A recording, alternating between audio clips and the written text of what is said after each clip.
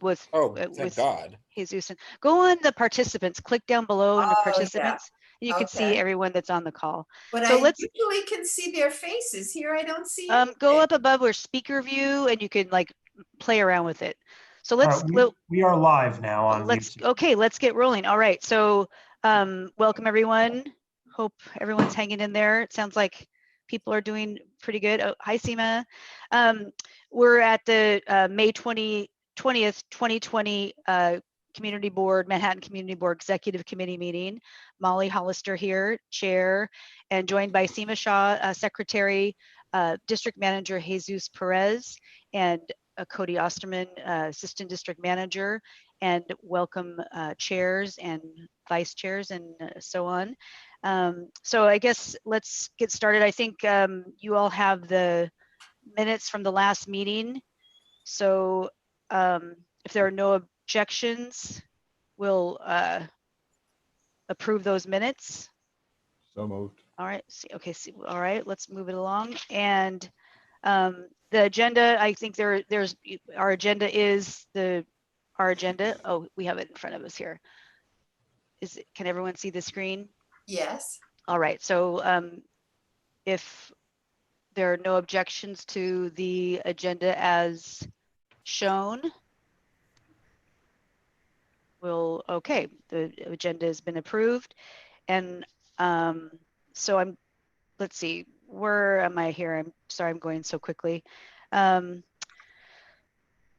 So I don't know if we're joined by the new members. Oh, hi, Brian.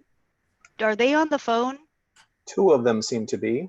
Can we promote them so we could see their beautiful smiling faces? Is that possible? Sure. And then if the other 2, or well, I guess maybe Charles might not be able to join by screen, but let's get them. Okay. There. Claude, I'm loving your beard. I know, that's my Frederick Douglass look. Yeah, you do look exactly like very Frederick distinguished. Douglass. I wanted Trump to see me so he'd know I'm still alive. So haunt him, that would be great. All right, I promoted everyone who could be promoted. Okay, thank you. And hi, Anju, Maddie, and is Sean? Do we see Sean? No. So I guess I'm sorry, I forgot to take the attendance. I was just rolling right on through my own little thing here. So I'll let Seema chime in for attendance. Sure, sounds good. Roll call. Okay. Hold on. Okay. So if I could, hi everyone, I'm gonna say your name. If you could just say, present or here, that'd be great. Kyle Athide. Present. I will one day figure out how to correctly pronounce your last name. I don't think it'll be today. That's what everyone says. Asia Badi. Asia. All right, Beatrice Dismont. Here, sorry about that. Was that you, Asia? Yes. Okay. And this is B. Thank you. I got Molly, I got John, Kavita Matthew. Here. Thank you. Sandra McKee. Sandra? No, Sandy. She's on her bike. Yeah. She's on her way here. I got myself, Sandro Sherrod. He's not here. I'm here in his place. Okay, sounds good. Is that you, Adam? That's me. Yeah. Awesome. Corinne, I think she's also not here. Yeah, this is Rich. I'm here for Corinne. Sounds good. I'm going to promote Sean now. 1 second. Great. Brian Van Nieuwenhoven. You're there, Brian? Yes. All right, got you. And then Pam Bassel, I have you. Claude Winfield, I have you. Rich Mintz, and Adam Hartke. All right, I think we're good. Sandy just joined. Oh, perfect. She's taking her helmet off. Okay. All right. So we'll move along, and I did already. We already adopted the agenda and the minutes. So moving to the chair's report. Thank you, Asia, for attending Borough Board tomorrow for me. it's at a different time than usual, so it's kind of strange. But the borough board, again, it's usually at 8:30, the third Thursday of each month, but tomorrow it's at 10 a.m. But it's open to the public, so if anyone wants to go, be on that call, it's usually very interesting. Each of the 12 Manhattan chairs have a report, and the electeds, the city council will be in attendance, and then Gail is in attendance. So usually there's, kind of similar topics. We're all obviously be talking about COVID-19 tomorrow, and probably open streets a lot, and the small business, issues and rent relief. So if you're interested, for new board members or old board members, feel free to join that. You can go on their website, or even our site. I'm sure you could find the link to join. But I did want to say hi to the new members. Is Charles on by phone? Do we know? I think so, yes, or somebody by phone. Okay. Hey, Charles. Okay, so we do have Maddie Sims is there. I don't know if everyone can see your screen, but Maddie and Anju Suresh and Sean Sherman. And Charles Fernandez is by phone, so that's the phone. So That's me. He's waving virtually. He's waving from afar. Hi, all. Thank you for joining us tonight. So Claude Winfield is our vice chair, and Asia Badi is the second vice chair. So they are. We'll be working with them to onboard and do kind of the general mentoring, just to get them started. And as you all know, typically as they've just started and we have July and August break, that they'll be officially assigned committees in September. So they've had some requests or preferences and just their focuses in their worlds that we'll consider. But then I also, just if all of you want to, I don't know, share what you do in your committee or some issues that would be helpful for them, I think. So, and the only other, I'll be brief. The only other thing I have is that just Adam and whoever else is interested, NYU Langone is using the Water Club parking lot. So the parking lot is typically empty, but I don't know if anyone else has noticed, it's packed with cars right now. And EDC confirmed today that it's the NYU Langone. Obviously they're, very busy right now. So they're using that parking lot along the waterfront. So FYI. Is that for the employees or is it for employees? Yep. Yeah. So even the elevated parking at 34th in the waterfront is packed right now. Like it's really I don't know, I feel like we should have some more enforcement there, but I took some pictures the other day because the cars are in and out parking there. It's always been kind of a mess, but they're sticking out into the FDR and the bike path again, because it's so busy and full right now. So that's a concern, but and then I just wanted to get a consensus. The voting ballot at the full board, I think that went really well. I don't know, is everyone in agreement? Any comments? Yeah, it was great. I liked it. It was good, but you'll have to put up with me because I can't do it on the system. Yeah, that's easy. If there are just a few people that might not be able to do it. Oh, Charles, did you have something? No. Okay. Yeah, I think that if there are a few of us that have to just chime in and maybe, I think that's easy because it is a lot of folks and I think it saves time and it's really clean. I shared it with the other Manhattan chairs and they all loved it. And I think some of them will implement it. The other thing that I shared with them, we talked about just running the meetings on Zoom, and CB2 and maybe others, they limit their elected officials to 5 minutes. So I don't know if as we're doing Zoom for now, maybe we want to start doing that because they're all showing up.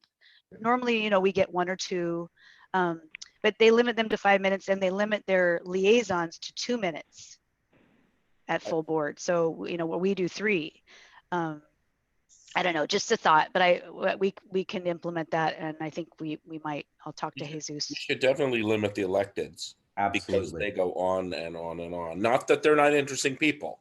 Love them, right? They're just great electeds, but that's just against their nature to be Great. brief. Oh, so Brevity is you not. you meant 5 minutes each. I thought you were saying 5 minutes total. Oh, no, 5 minutes each, but they're not 5 minutes. You know, they text me and they're like, can I jump on real quick? I'm going to be brief. I have to be on another call. And, you know, and they're not. None of them. I don't know. Anyway. No, That's okay. Now, look, they're, you know, Love 'em. they Oh, work no. so hard for us. It's Totally. Well, but still, it's, you know, that was over an hour of our full Yeah, it board was too meeting. long. That's right. Yeah, it was a lot. I've been to enough meetings to know that anyone who starts their remarks by saying, I'm going to be brief, will not. Right. and Okay, next year so is an election year, so for the council. So yeah, right. All right, so that's all I have for my chair's report. Any questions? No. All right, Jesus, district manager's report. Hello, everyone. As Molly mentioned, I'm Jesus Bettis, District Manager for CB6. Welcome, especially to our newest members and any district residents that might be watching at home or live on YouTube. I'll keep my report short. So I mean it, I promise.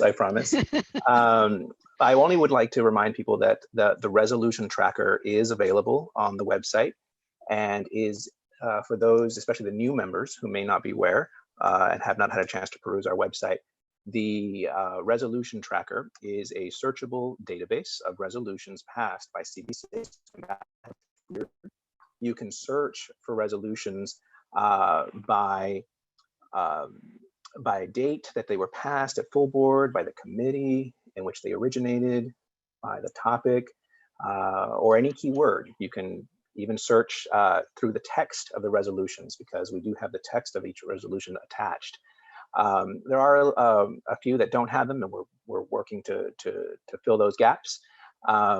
And for many years, CB6 has asked for a searchable database of its resolutions. And so now that we have one, we want to make sure that all board members are aware so they can use it to help inform future resolutions or letters they may be drafting. And there's a board member right now using it to help draft something. So we want to make sure that all the new and old members know that it's there and that it's ready for use. CB6 used some of its funding from the City Council to digitize and preserve all of our paper resolutions, some of which went back almost 40 years. Over the next weeks and months, we're going to work to upload them all to the Reso Tracker so that everyone can access them. And then, you know, when that's done, you'll have a 40-year depository of resolutions that you can draw upon so that you can reference them in your future resolutions. And then when agencies come, you can say, no, I have this resolution right here from 1992 that says la, la, la, la, la. And so it'll be a really good resource for members, old and new, and members of the public. And that's all I've got to say, unless there are any questions on that. All right. Okay, thanks, Jesus. All right, so moving right along, we'll start with the chairs and their committee, their June meeting plans. Sandy, on my list is Sandy. I'm not sure if that's I don't know if you don't need to put up this. Oh, you are putting up the screen. Okay. Oh yeah, okay, so Sandy McKee for transportation. The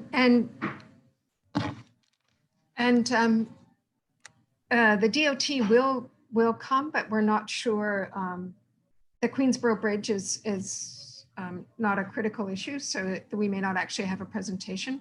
They are going to update us, I think, on 14th Street, which is, I think they said they might do that through information ahead of the meeting. So we probably will still talk about it. And we also will talk more about open streets. We're really hoping to get that program a little more robust and a little more helpful to our district.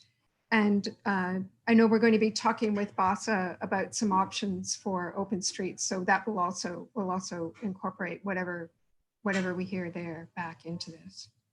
Sandy, a few things. The other chairs, the Manhattan community boards had talked about like really keeping that separate, like this, I don't know, I guess it's called street seats or whatever, this, you know, space for vendors, right, versus like open streets, because they are two different things. But I mean, they're connected, but some of them felt that it should be very separate. You within their committees, like a transportation committee, they're not combining those conversations. So I don't know, for whatever that's worth.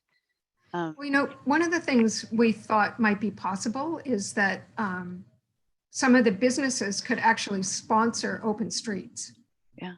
Which is a slightly different idea because they have the resources, they have staff, and they could actually be the ones who we don't have that many bids in our district, so businesses could take over that role.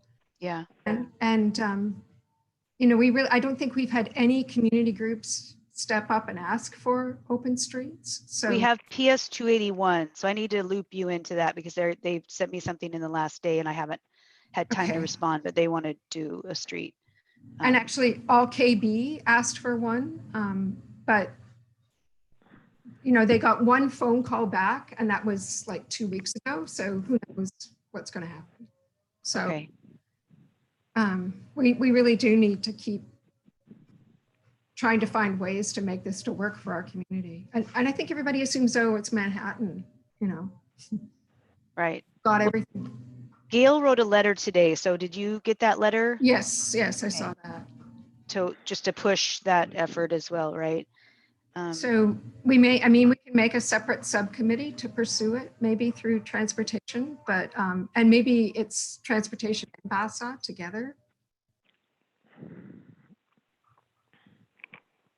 Kyle, what are your thoughts? I think that's a great idea, at least like within transportation and combined, but to get that effort and really push people because we don't have the bids. We have to get creative here. Absolutely. Maybe Murray Hill Neighborhood Association has funding and money, but I don't think they would be there. I'm not sure how much in support they are of open streets. Yeah. So so just to echo everything, we're not really sure what this would look like. Obviously unprecedented. There are already proposals out there to pretty much shut down streets and put seating out there.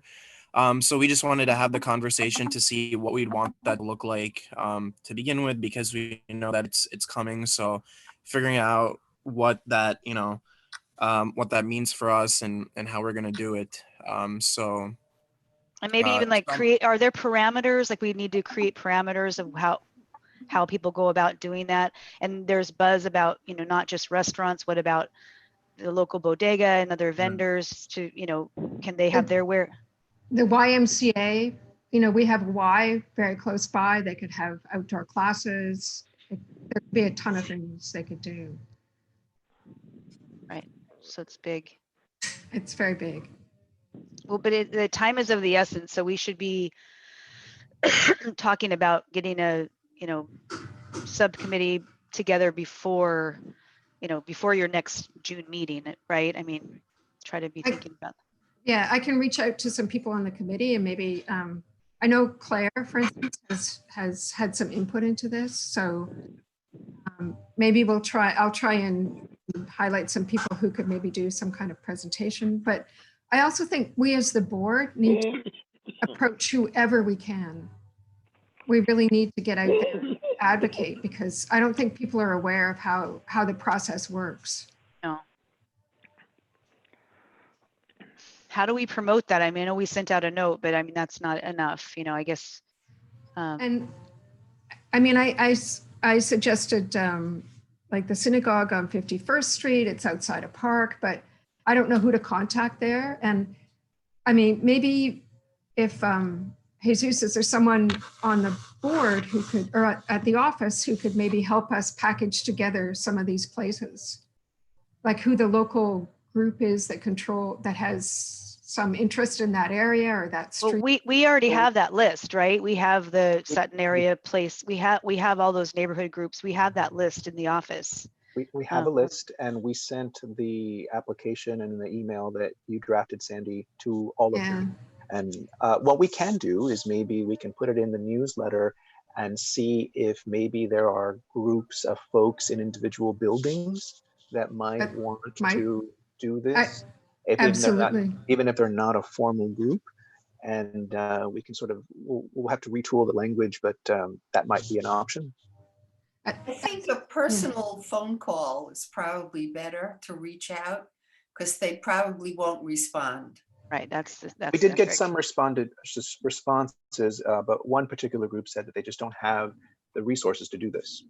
I think they don't understand because even PS 281 and the buildings around there at 36 between FDR and First, they don't really understand what that means. I mean, we all, know, well, anyway, I know what that means. Sandy and I do because we've worked on these before, but, it's pretty simple and the city gives them the barricades and the sign, they can create their own signage, but they could give them signage and they have some flexibility, but when they close it off, and so it's pretty turnkey. It's pretty easy to do, but I think people are very intimidated by, oh wait, we're responsible for closing this whole street off, and enforcement, or it's not. It's easier than it appears. So yeah, we should just make sure we share the process and the understanding. I have one question about that. Mm-hmm. When you close off the street and you have the barricades, do they provide any restroom facilities? No. No, it's just like to walk through or to, it's not necessarily. Yeah, so that's the other, sort of a part of the conversation too, is what exactly do these logistics look like? Is someone going to be going from the restaurant to bring it outside? Is there going to be, what about sanitation? What about crowding? Because to me, one of the confusing things is the guidelines are always saying don't gather in groups in public spaces, and then wouldn't this just be conducive to that? So I'm not really sure what it looks like, but Claude, you're right on, is like how do we get these logistics on what is that actually going to look like? It might be a good idea in theory, to say, hey, we're going to close these off and look at all the public space, but is that just going to exacerbate the problem? So I don't know. Can I add a point in? Yeah, Anju, yeah. Yeah, I was just gonna say, so I was actually seeing, I believe on the Upper East Side, they started like opening up streets as well, and they did have what looked like massive crowds of people who aren't socially distancing and who aren't like wearing their masks, and it's just conducive for something to keep in mind is what the enforcement measures might be to make sure that it's still safe. And those are the restaurants, right? You're talking about like the bars and people. So that, I guess they're two different things. So the transportation is dealing with open streets. And then Kyle, you're talking about more street seats and the restaurants open in that space. So the big clarification is like the open streets is kind of like the museum mile type idea where, you have spaces that people can, I guess, recreationally walk. Another proposal that we're discussing, and this is why we're kind of, because we're not sure exactly how this would work, is there's proposals to actually shut down streets so that people can basically eat in the middle. So if you're familiar with Stone Street, there's surveys going out from the city actually about asking different districts, are there locations within your district that we could basically make a Stone Street out of? So that's kind of where we're like what we're talking about at the BASA meeting at the end of the month, and I'll get into that during my section. Okay. But how do we actually utilize this public space right now? Yeah. I mean, my concerns are exactly the same about, we saw that people are doing like the roadside drinks or whatever, and then people are just hanging out there anyway, not using masks, socializing, and yeah. Right. Okay. Sandy, anything else on your agenda? And I think we're going to talk a little bit more about the electric charging, because one of the members of our committee has some additional information we can utilize. So I think we're going to add that as well. Okay. I'll send an update to Brenda. All right. We'll add that to the agenda. Two quick questions operationally. One, for the Queensboro Bridge Rehabilitation Project item, we've been laying it over for months and months. Should we just drop it? And if DOT comes to us specifically with this, then we'll put it right back. I know Brendan has been in touch with Colleen, so I think he has the final word on this. I've been.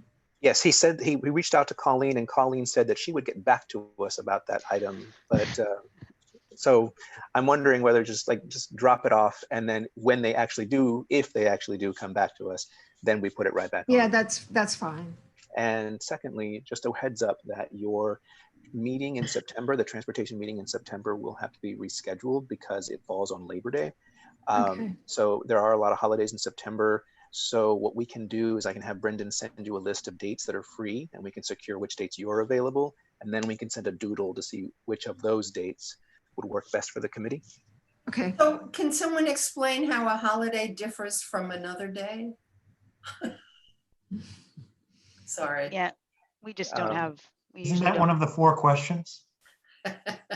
So, all right. So then I'll have Brendan reach out to you about that. That's it. Okay, thank you. All right. So next, Pam. That's You're me. up. So Pam Bassel is chair of Parks, Landmarks, and Cultural Affairs. Just for everyone. Thank you.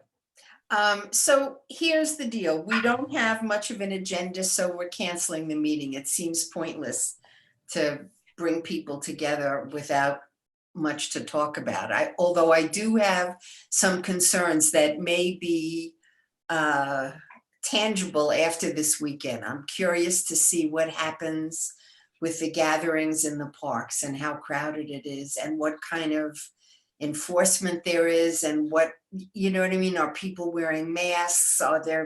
Is there signage any place that says, please wear a mask? I just don't know how any of this is going to work and how the cops are going to be versus this other group that's going to go around. You know, I'm curious about that. The other thing is something that that came up, Corinne mentioned it, which was that maybe in some of the parks there could be drop-off places for composting. I don't know about that. I think there are regular spots that have been set up, and it's probably easier to leave it at that than dealing with rats and all kinds of smells and garbage pickup and what have you. But those are the 2 issues that I've been concerned about, mostly, this weekend and the parks. It's been terribly crowded, in the streets. Well, do you want to just hold a meeting on June 2nd just to be and keep it brief? You don't need to. Meetings don't need to be an hour. You can have a meeting for 20, 30 minutes to discuss how's it going now with summer here and people out. We could, but I'd like to wait until after the weekend, and then I'll just I'll let you know, like on Tuesday if. Okay, but there's no other item on the agenda. So There's okay. nothing. There's Got just nothing. Okay. But I do want to mention one thing in my neighborhood. It's my neighborhood and Sean's neighborhood.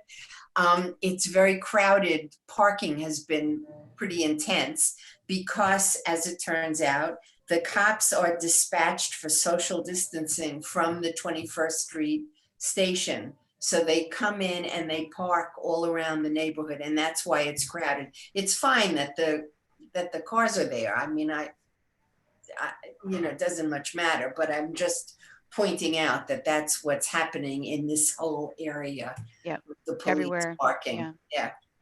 And, okay. And just if I could just add, like the parks right now are really looking for support for money. So I don't know if that's something at least you could address or reach out.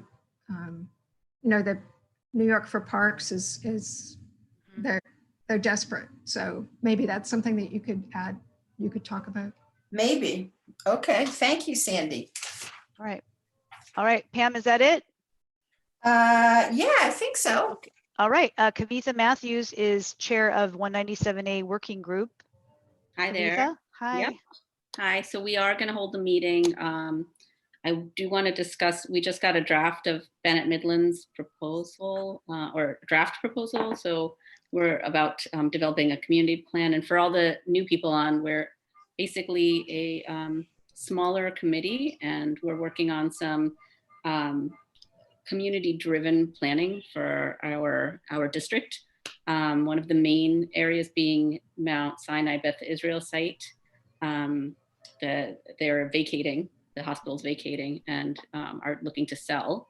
And we want to have some input in what goes there when they leave. And their facilities are moving further downtown to the Lower East Side, and we just want to be able to have some input on what comes and what we need as a community. Oh, there's going to be some screaming in a second, you guys. Ready? So we have retained a consultant to help us with that, and they've been really helpful. And so we're hoping we can look at that report a little more in detail and assign some roles for people to take with assigning them, staying in touch with community stakeholders. All right, so howling and screaming for another couple of minutes. Sorry. Whose dog is that? That's so My great. dog. He howls Oh. at 7 o'clock every day. He gets very excited. Sorry. So then we do want to come back to some of the other open issues on the 197A, including remapping of the 3 streets that were identified. I want to look into if anybody from the committee has any more input on that, and any other open items that people want to discuss before we kind of move into the summer months, just to keep that ball rolling. I do want to mention that I think there will be more opportunity for help from Bennett Midland if we had any kind of funding for that. I just don't know, what to do at this point with that, or if that's something we would consider. Kavitha, for this fiscal year, we can't do any more. But once the new fiscal year turns over in July, I'll make a projection and see what could possibly be done there. Okay. And there is always the street fair fund. Okay, great. I think we'll know more about what we would like to do and maybe a potential amount after we look at this report.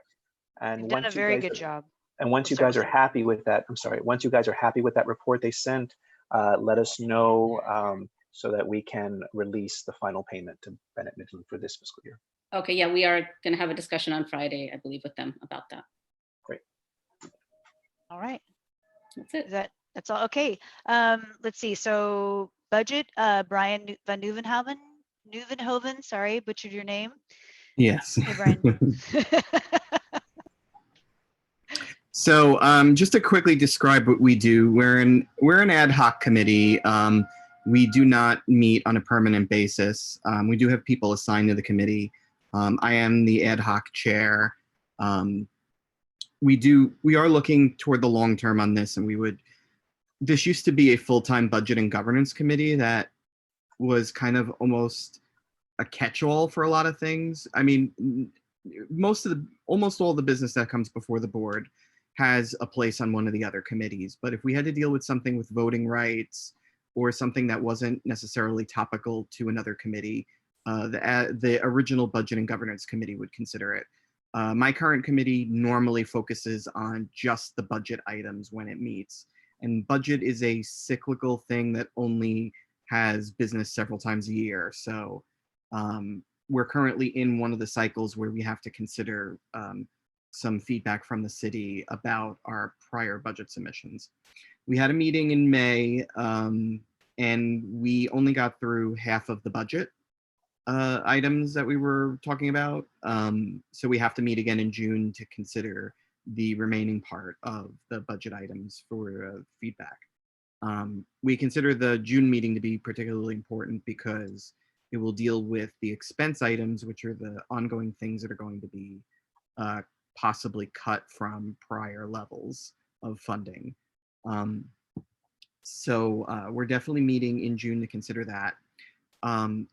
There is a rolled over agenda item for a potential resolution regarding the board's stance on user privacy and data in regards to how government agencies are being guided by us to consider. So just to give a very quick example of this, if an agency comes to the board and is looking for feedback or an approving resolution about a potential program that they're going to have, and the program's going to have customers, and the customers are going to have user data that the city or a contractor manages, then we could go one of two ways. One, have a sort of omnibus policy of what our priorities are with user data that we just basically include if we approve the reso without the committee having to discuss it, or the committee who's considering the resolution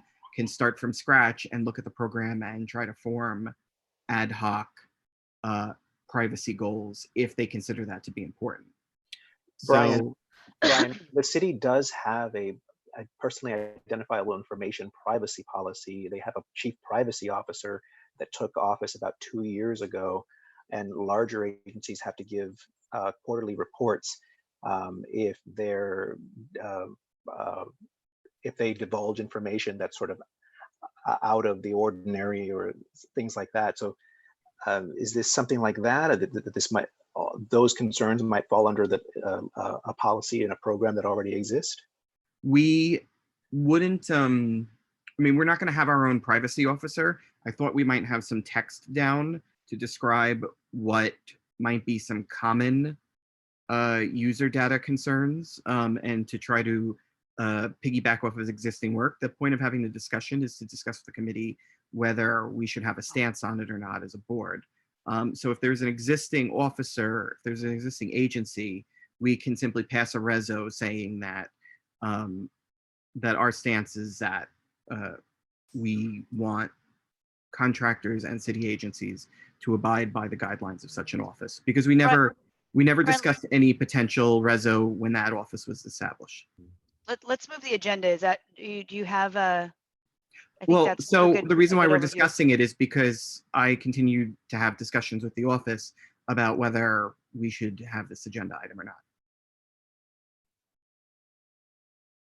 I mean, I think it's a good agenda item if we want to, but I feel like maybe this could, if there's no urgency, we can move it to another, since that took like, I don't know, a couple hours for the budget request review last time. Maybe, I don't know, it's still going to be another hour or two for the second half of that. I don't know, maybe the item number 2 should be moved.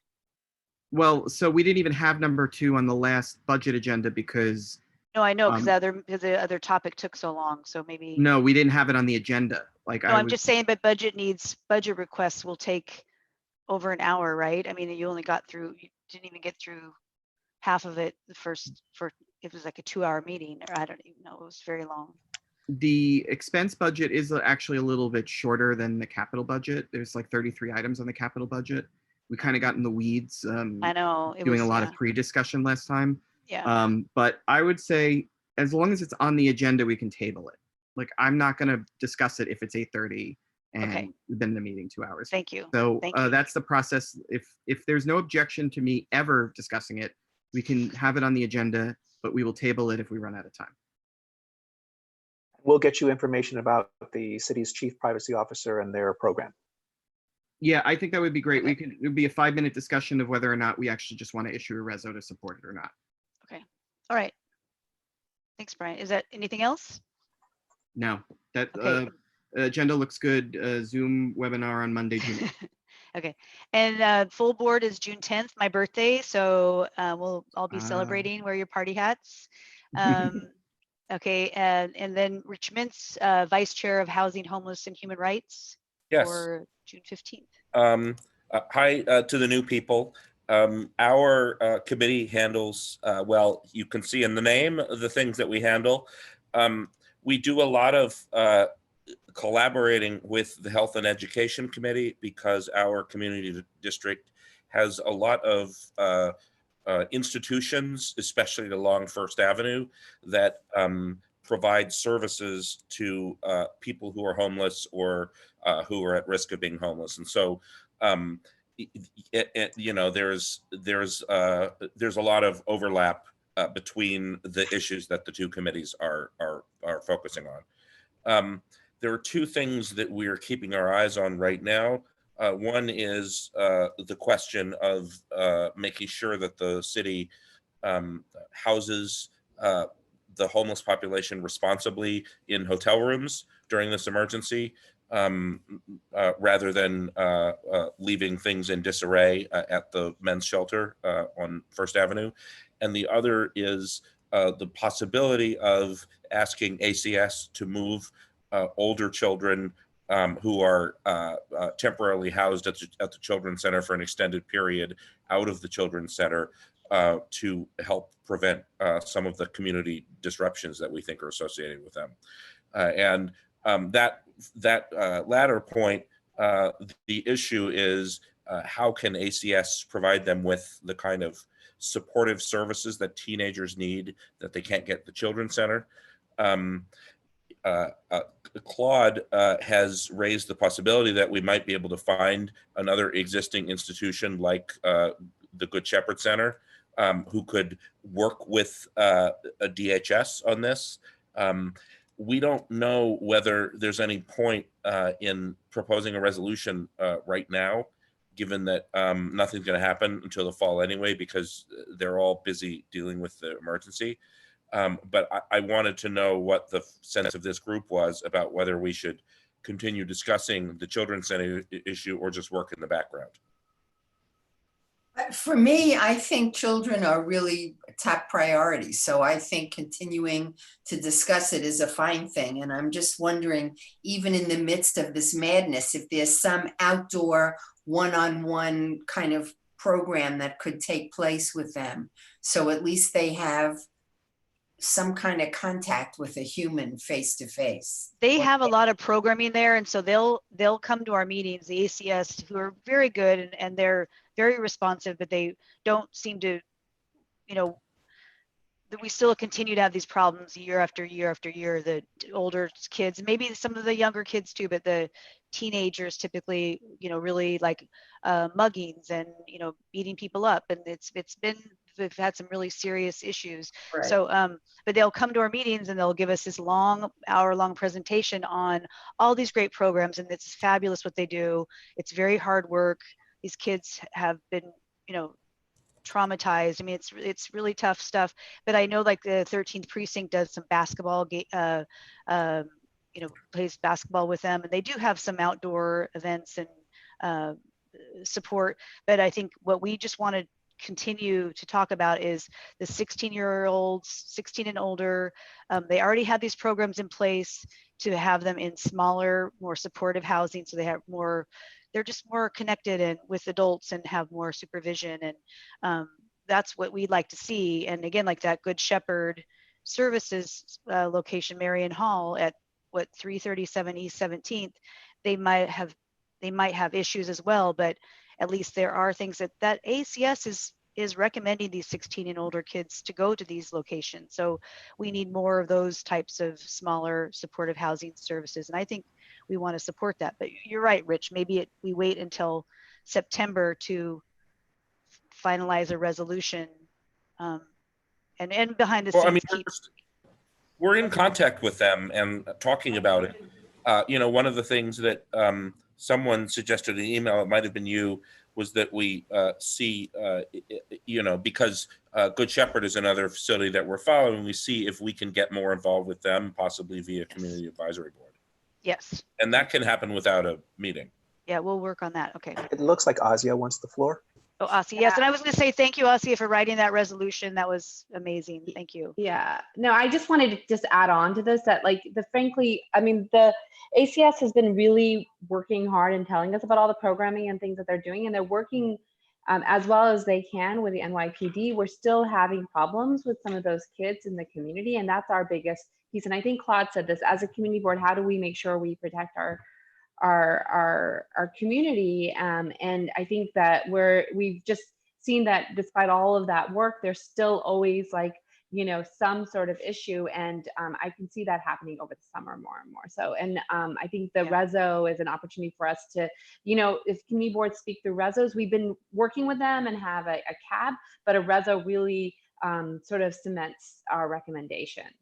So Asia, would you want to do the Reso in June? I mean, if we can do it, I mean, I really want to spend some time talking to some other folks to kind of say, because if we don't do the Reso right, we may just create something that doesn't go anywhere. Yeah. That's my bigger thing. I think that if we have a Reso, like the officer was at our meeting, brought up the point that one of the kids that did the mugging of the nurse, the Bellevue nurse, was 14 years old. So I think there's a way to write this so that we are more specific about the kids. And I do believe that they know these violent kids. They know which kids are the problem kids. But they turn over all the time. It's not like there's one group and that one no, incident but they wasn't come that.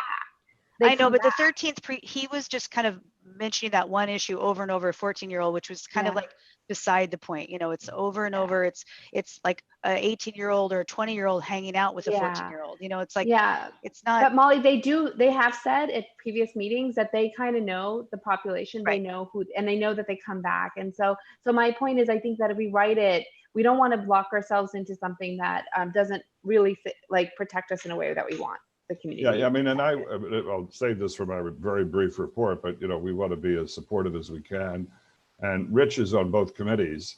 So if we need, Rich, would you be able to play a liaison role between our two committees on this? Oh, yeah, I'd be happy to. Is that, Ozzy, is that? That sounds great. Rich and I can work together on it, and I can talk to him a little bit more about some of the background. Yeah, and I'd like to get, and I really would like to get more, because on this, I've just punted basically to you and Claude based on your experience. And yeah, we should have people on the committees actually working on the resolutions with ASIA, like one person from each committee. That's why I'm asking Rich, but I'd also like to, get more familiar myself. And I have to admit, I kind of punted to you with Claude based on your experience, but I would like to know more about it myself. Okay, so let's see. So Rich is. Kavitha has her hand, Molly. Yes, oh, Kavitha, yeah. Question, maybe not a quick question, I don't know, but for Rich and about the hotels that are being used, that are being converted for homeless, and what is the long-term plan? Are they, I mean, I'm not sure. Is there a long-term plan? Is there some kind of?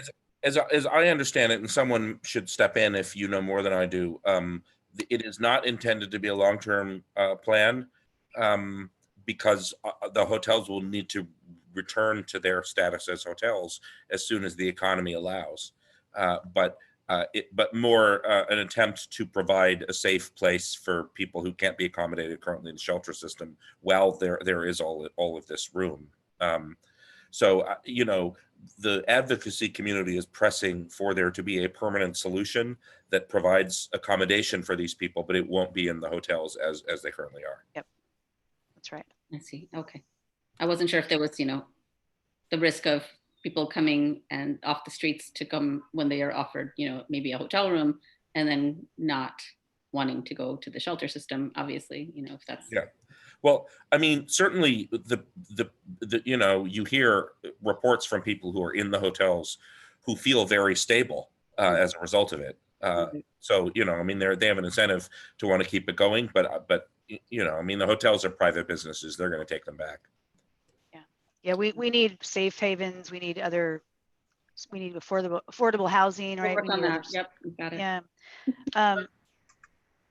Specifically to her question, the issue has to be resolved. The temporary issue has to be resolved between the mayor and the city council in terms of who they're going to put in the hotels and how many they're going to put in the hotels.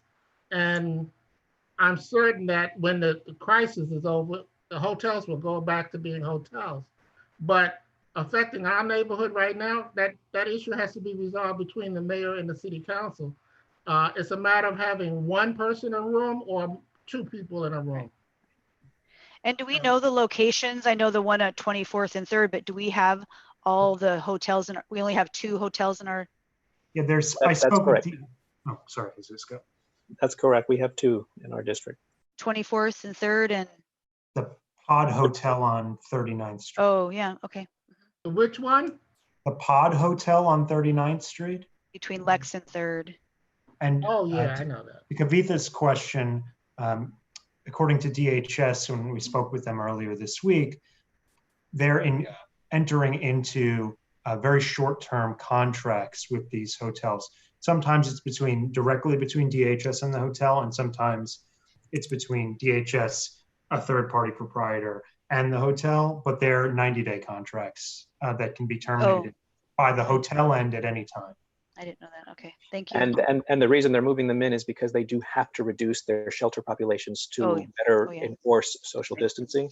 Yeah. And we have had some members of the public contact us, wondering, we see some people about, what's going on. So if you have any issues, you can reach out to the office to help at cbsix.org, and we'll get some more information from DHS about this.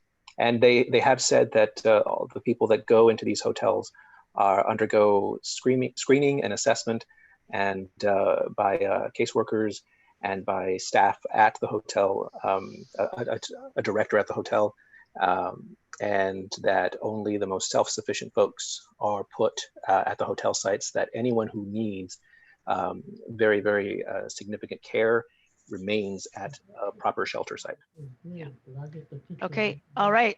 Should we move But- the agenda? Rich, are Well, you? Before we Oh. do, so is the June housing meeting happening, or is it moved to September? I mean, what's the sense of the group? I think we should continue to talk about it because then you can fine tune it. We'll know more about Mary and Hall by then. Okay. It could just be and like, I again, think a short meeting if we need yeah, it. these meetings don't need to be like, we can, if we have one topic, I mean, even like talking about Pam and Parks, like we could just chime in, say hi. And We're it moving- is 3 weeks from now, so there's time for there to be movement. So There- yes, yeah. we will meet. Okay, thank you. All right, so the exec meeting is June 17th at 6:30. So it's that, I'm sorry, it's that agenda item that's right there, Rich? Yes. Okay, and is it joint with health? There was some talk of that? No. No. Oh, unless health. John, do you have things for separate? Do you have a separate Which agenda for? I can't see I just can't read it. What does We it say? why don't we meet and to discuss it in housing first? Right, yeah, I think that would, this one, I thought you were talking about the other one, but no, Yeah, this that's would fine. make more sense for you to deal with, yeah. Okay, good. First. All right, thank you. Okay, and then is land use. Adam Hartke is Vice Chair of Land Use. Hi, everybody. Just give a brief recap. Land Use and Waterfront Committee is sort of an all-encompassing committee that deals with large land use issues such as ULURPs, rezonings, land use issues, things of that nature, and also sort of the development and sort of continued advocacy of our waterfront.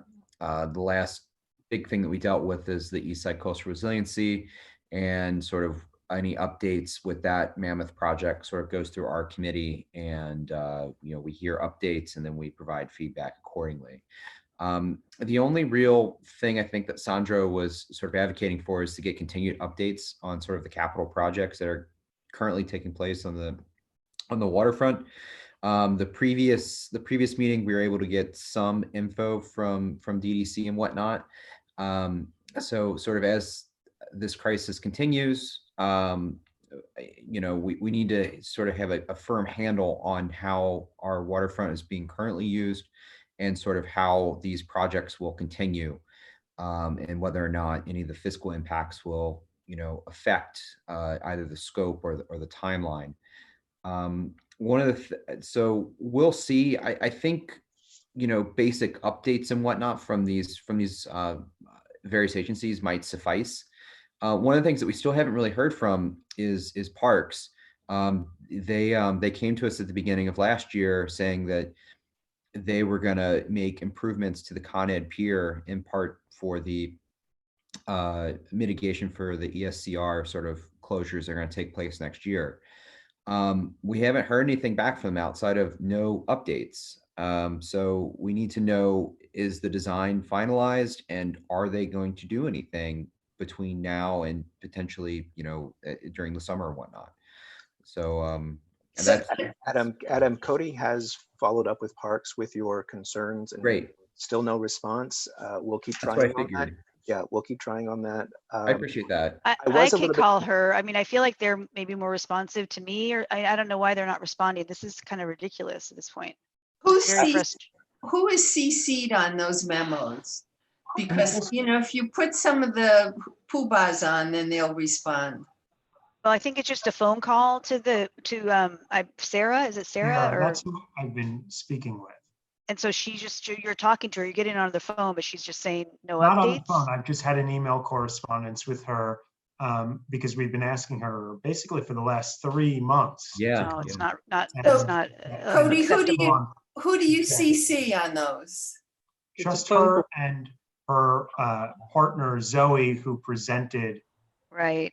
the joint land use and parks meeting that Adam referenced at the beginning of the year. Adam, do you have time to call, or I can call? I mean, I just feel like this is Yeah. it's summer, and they really do owe us something. Molly, if you're busy, Cody can reach out to her by phone, and maybe getting her on the phone, they'll We need spill to get more. them on the phone. Yeah, I mean, but Adam, I don't know if Adam wants to do it, but yeah, we just need we need the update.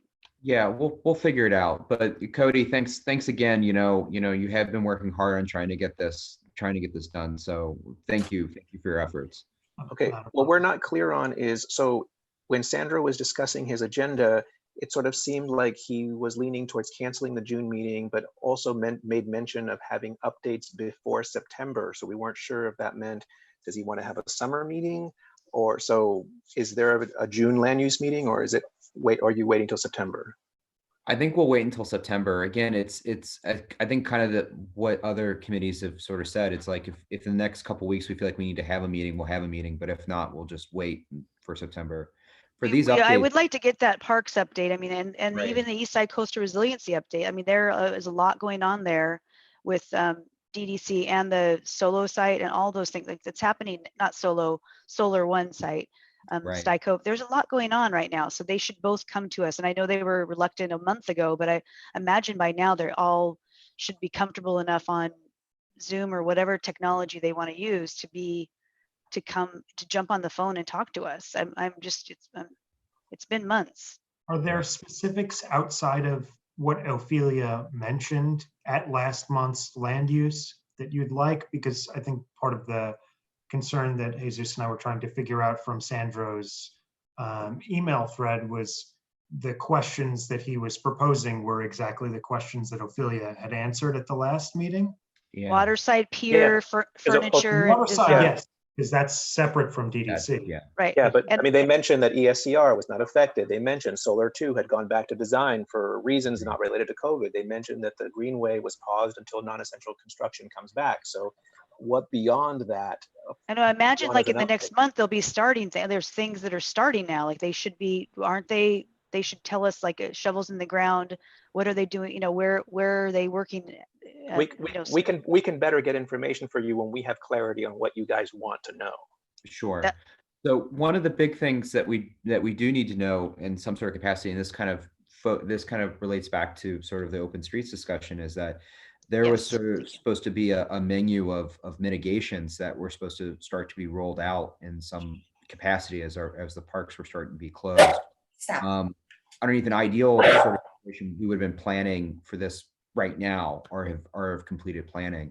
So I'm curious to see where these agencies are in terms of that, because if the project is full steam ahead, as sort of if they've been saying, you know, that means we still need those mitigation efforts, and this was a big part of our reso last year. So any sort of clarity on that would go a long way. Okay, so do you want us to get that information and then just report back to the committee, but there will still be no meeting, or do you want them to present about this at a potential June meeting? I mean, if there are items to present about, that would be great. But if it's just sort of, we don't have the resources, we'll get to it in September, or just a general status update, then, you know, we can just email it to everybody and that should suffice. Okay. Yeah, like the travel mitigation, the ped bike mitigation along Avenue C and underneath the 20th Street FDR underpass. There were all these things we were asking for that no one's, you know, they're like, no, it's all on schedule, but there's no detail. Right. So it seems a little too loose. Okay, sorry, I get all excited about that. All right. Sorry, I'd like to request that we do have a meeting. I mean, all it takes is 10 or 15 minutes. Yes. And they can just tell us, like, here's our plan, or no, we don't have a plan. And then we say, well, why don't you have a plan? You know, I think it's worthy. Yeah, we should loop in our electeds, because I feel like maybe everyone, I know that's it's not a priority, but it is a priority because it's open space and they're taking a lot of, yeah. Summer's coming. Yeah. All right. Okay, so meeting in June. Meeting in June, we'll muster up the troops and hopefully we have some answers. Okay. All right. Thank you. Thank you. Okay. And the agenda topics are updates on Waterside or updates on Waterside, ESCR, Greenway, Solar 2. Well, I think it's ESC. It's all ESCR, right? So it's like update on ESCR mitigation, Waterside pier. I don't know. I guess. So we try and get back everyone that we got back last month, plus parks for Waterside, and see mainly parks. It's a lot of parks, isn't it? And DOT. Right. Okay. All right. And I'll help Jesus. Let me know what I can do. Okay. Thank you. Okay. Thank you. Thanks, guys. Okay. So John Keller, Chair of Health and Education. Yeah, hi. First of all, welcome to our new members, and I'd like to apologize for the activity in the background here. I've got 2 teenagers who took AP exams at home this week, and there's a little steam being blown off around me, so I apologize for that. Health and education, we're a committee. There's a whole bunch of issues that we deal with: health, education, kids, people with disabilities, senior affairs, and we have incredibly important, world-class hospitals in the district. So they frequently come to us and report on programs they provide. And we're also engaged with, the district's substance abuse clinics and ambulatory care clinics. So we have a fairly robust, mandate. We had big plans for this spring based on bringing in some schools and people doing things in relation to kids with disabilities. And those plans were overtaken by events with which we are all unfortunately familiar. And a lot of that had to do with just getting people together. And so that just wasn't practical. In terms of June, to be specific, if it is decided by Azia, Corinne, Rich, Molly, and Claude that it would be useful to do a resolution in June rather than put it off till September related to the issues that were being discussed earlier, the 16-year-olds, the issues, then we would have a meeting that would be a joint meeting with Housing, Homeless, and Human Affairs. Otherwise, there was nothing that we felt, rose to the level of a necessary meeting under the criteria that we were given for June. So we'll just be on hold to find out whether that issue moves forward. Okay, well, and I think in the housing committee, they'll address and discuss it. And then maybe if we vote on it at full board, I guess it would be full board in September, right? Well, it would be a joint resolution. Right, the one that okay. we had this week, yeah. And, okay. And I'll be in close touch with Rich and Corinne and Ozzy okay. on this. Okay. And All welcome right. to the new members. We have a interesting committee with a lot of interesting stuff going on. So, and I also would like to do a big shout out to the Land Use and Waterfront Committee and all the great things they've done in the last year around zoning, and so I just want to really tell the new members that that's a lot of great stuff going on. And John, I think a lot of them want to join your committee, so it's great because I think they would be really they're amazing. So I think they'll be we're going to have 4 really good new members. Try not to disappoint them. I'll do my best. All right, so let's see. Hey, what about my committee? No, you always get everybody. You guys are always like you bribe them with donuts and okay. So the last but not least, are you done, John? I'm sorry. Okay. A joke. We don't need more jokes. Okay. All right. So Kyle Tide for business activities and street affairs. All right, good evening, everybody. Hope everyone is staying well. Especially welcome to the new members of the board. To give you an idea of what business affairs and street activities is, it's a pretty all-encompassing committee. So the first and foremost, what we do is we give advisory approval or disapproval about any bars or restaurants that want to operate with a liquor license in our district. So we talk about anything from the hours of operation to the type of license that they're applying for. We also give advisory approval on sidewalk cafes as well. In addition, we also oversee the street activities, so the street fairs that you see in the blocks. I'm not sure when those are going to return, but those are under our jurisdiction as well. One of the things that we have sort of evolved as a committee is really taking on a lot of like economic development and obviously everything that's going on right now, figuring out how do we support our small businesses, how do we work with all of the different business improvement districts, public officials, other organizations, and of course the businesses themselves in our community to make sure that we can support a thriving business and also at the same time respect our community and the people who live here. So there's usually for these meetings, we don't really have an agenda set for the following month. because it is purely based on applications that we receive for these liquor licenses or sidewalk cafes. Given everything that's going on, we haven't been receiving a lot of applications, as you can imagine. So we have switched our focus into how do we actually support small businesses. So right now for our May agenda, we'll be focusing on, first of all, having all of the bids come and present to our committee, basically talk about the issues that they're seeing with their member businesses, what kind of advocacy they're going for, what kind of legislation maybe is in the works that we could be supportive on, and basically how can we collaborate. So we're going to be hearing from them directly before actually coming up with ideas or anything like that.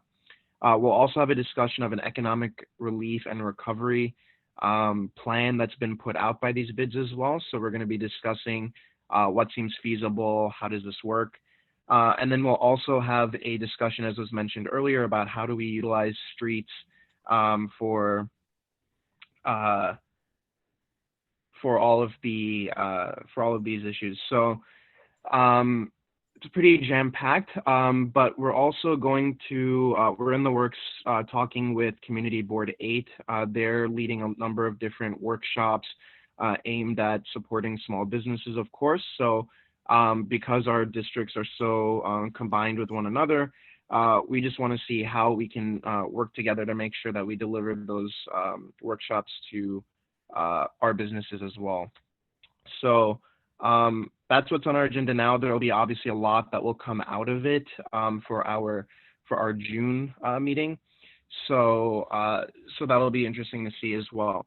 I'm trying to think of what else we have on the agenda.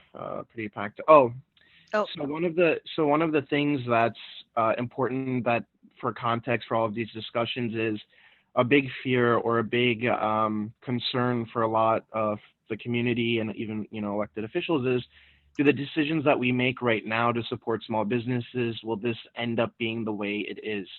So for example, turning streets into areas that people can dine in and alcohol to go is another thing that we'll be discussing.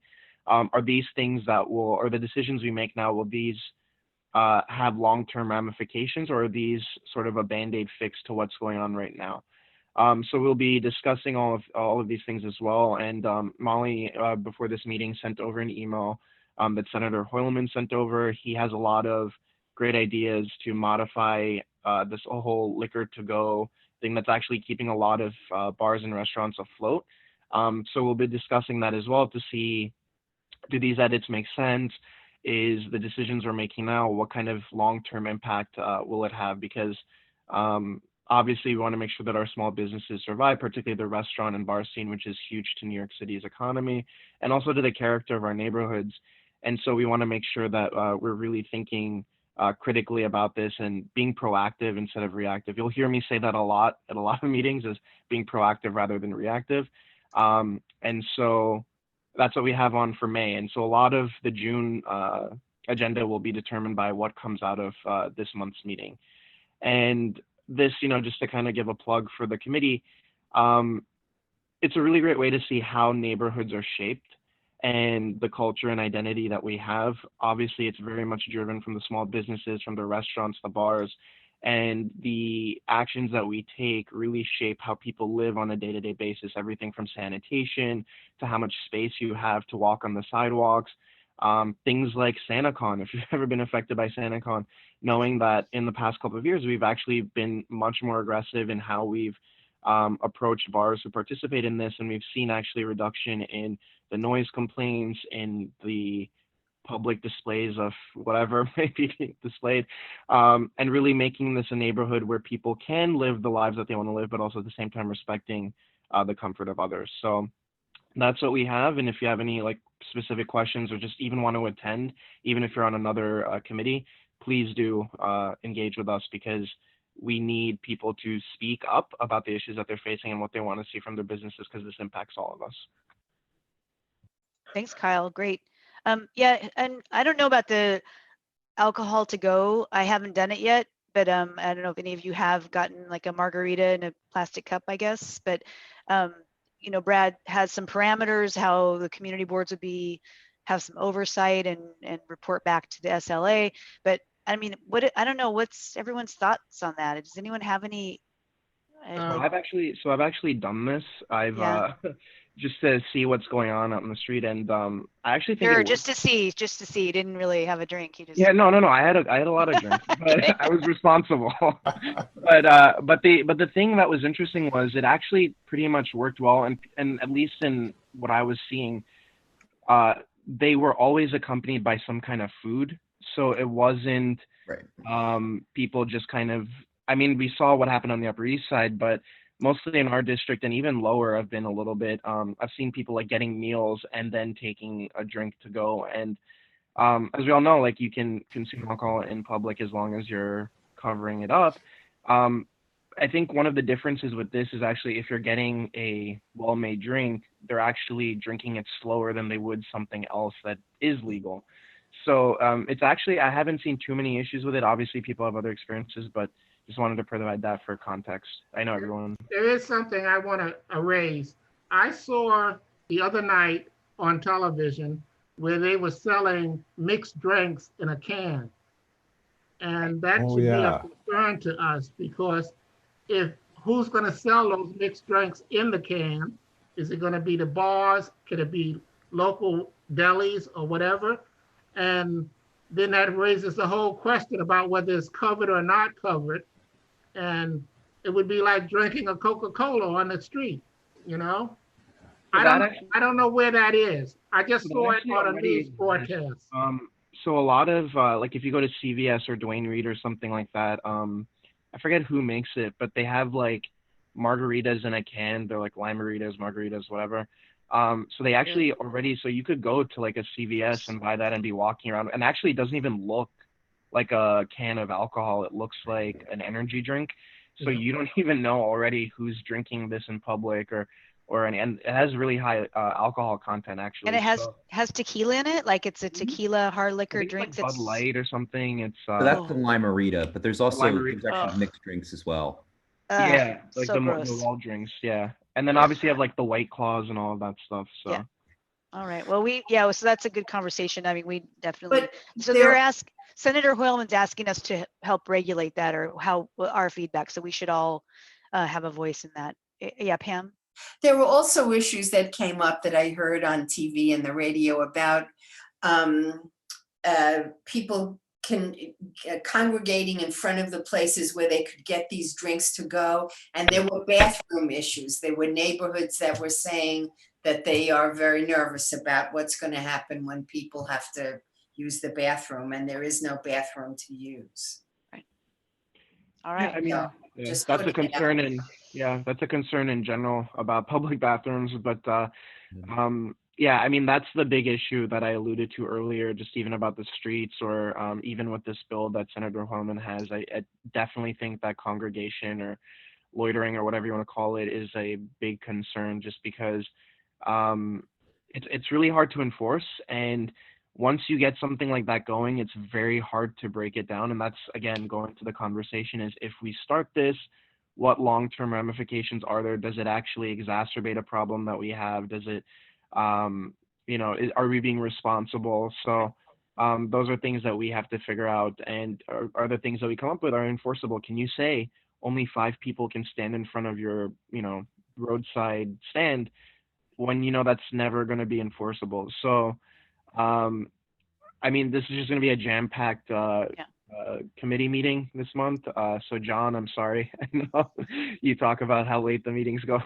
just giving you, I understand Keith used to keep you there till 1 a.m. Yeah, but this, I encourage just everyone to attend because this, again, affects all of us, even if you're not interested in, being on the committee. Definitely come and engage with the committee. Okay. Thanks, Kyle. Okay, I'll be there.